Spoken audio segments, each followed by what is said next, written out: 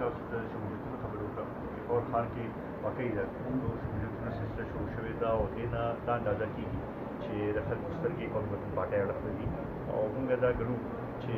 د پېښور ښار چونکې د ټولې صوبې زړه دی چې دلته کې د خلکو توجه وي نو انشاءالله د دې اثرات په ټول صوبې باندې کېږي او دا یو سلسله شروع شوې ده او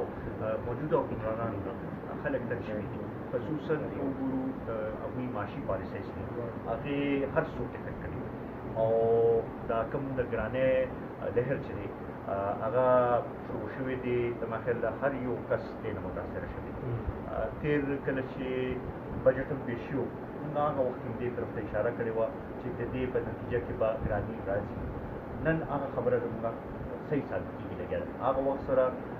شوکت کریم صاحب وزیر خزانه صاحب دا ویلو چې نه موږ به پټرولیم مصنوعات نه زیاتوو او دې نه به څه فرق نه پوځي او خلکو باندې به هېڅ اثر نه کېږي خو نن د هغې خبرې نه پس زما خیال اته ځله دوی د پټرولیم پرایسز زیات کړل او اوس نور هم دا خطره چې ایم اف سره چې دا کوم خبرې روانې دي دې کې به نور هم دې کې اضافه کېږي د بجلی په قیمتونو کې چې کوم اضافه شوې ده هغه هم ډېر زیات دغه ده او هر یو کس یې متاثره کړی دی او را روان هم دي چې ایم اف سره کومې خبرې دي هغې کې نور هم دې کې انکریز به کېږي د ګیس هم چې دی امداد هغه دی چې تقریبا 40% نور انکریز دا د خلکو د برداشت نه اوس خبره ووتې ده او موږ دا ګڼو چې دا موجوده حکومت چې دی دا بالکل ناکامه شوی دی او معاشي طور باندې بالکل هېڅ څه پالیسي شته نه قرضې روزانه په بنیاد باندې اخلي لګیا دي ډالر قیمت زیاتېږي د روپۍ قیمت کمیږي لګیا دي د هغې ټولو افیکټ چې دی هغه په ګرانۍ په شکل کېږي یو پټرول قیمت چې زیات شي دا صرف د پټرولو قیمت زیات نه شو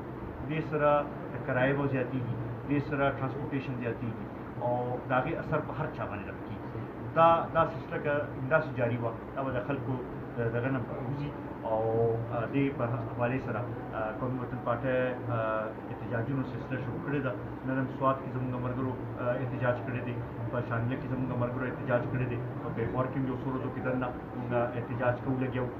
دغه شانتې نورو ضلعو ته موږ دا هدایت کړي دي چې احتجاجونه به کوو اول د احتجاجونو سلسله دغه کوو بیا به کیمپونه لګوو او هړتالونه به کوو او هغې پورې به په ارام نه کېږو څو پورې چې